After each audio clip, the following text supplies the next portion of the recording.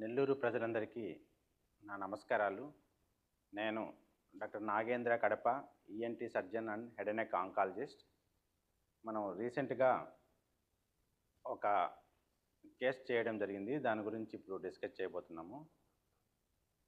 65 సంవత్సరాల వయసు గల కోటమ్మ అనే ఆమె కావలి వాస్తవ్యులు. తను చికెన్ బోన్ తింటూ అది గొంతులో ఇరుక్కోగా కావలిలో లోకల్ హాస్పిటల్లో ఇనిషియల్గా ఆ బోన్ని తీసివేయడం జరిగింది. తర్వాత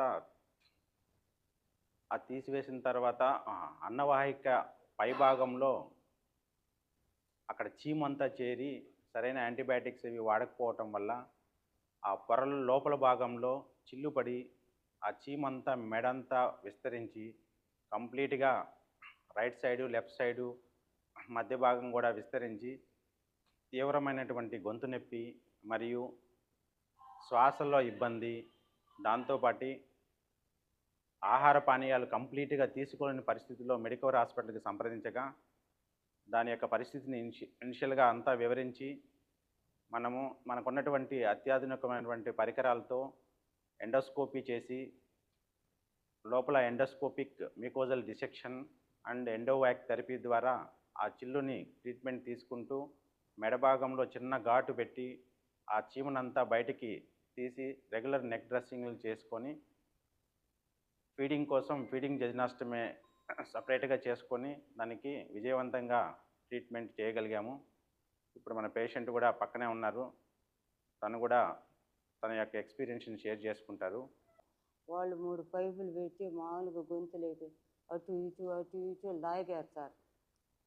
లాగిన తర్వాత కనీసం 3వసారి కావాలా అంత పొడుగుని వచ్చింది. అంత పొడుగుని వచ్చిన తర్వాత అది తీసి తగ్గిపోయిందని చెప్పారు. తగ్గిపోయింది, ఆడ రంధ్రం పడిపోయింది. రంధ్రం పోయిన తర్వాత ఒక వారం 3 రోజులు 4 రోజులు తర్వాత వాసుకు వచ్చింది. వాసుకు వచ్చిన తర్వాత ఇంక మళ్ళీ తీసుకొని మళ్ళీ ఈ గబాగం కాడ తీసుకుపోతే అర్జెంటుగా చేసుకోవాలా లేకపోతే చనిపోవాలి అని చెప్పారు. అని చెప్పారు.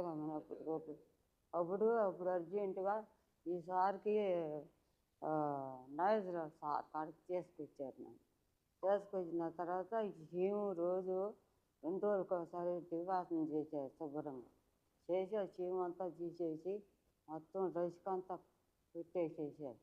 మొత్తం లైన్ చేసి శుద్ధంగా చేసి ఇప్పుడు కొంచెం బాగా తగ్గింది సార్. నాకు కొంచెం తగ్గింది. మేడం వాళ్ళు ఇద్దరు కూడా మంచి వాళ్ళు సార్. సార్ వాళ్ళు కూడా చేస్తారు. చచ్చిపోయిన దాన్ని బతికిచ్చాడు సార్.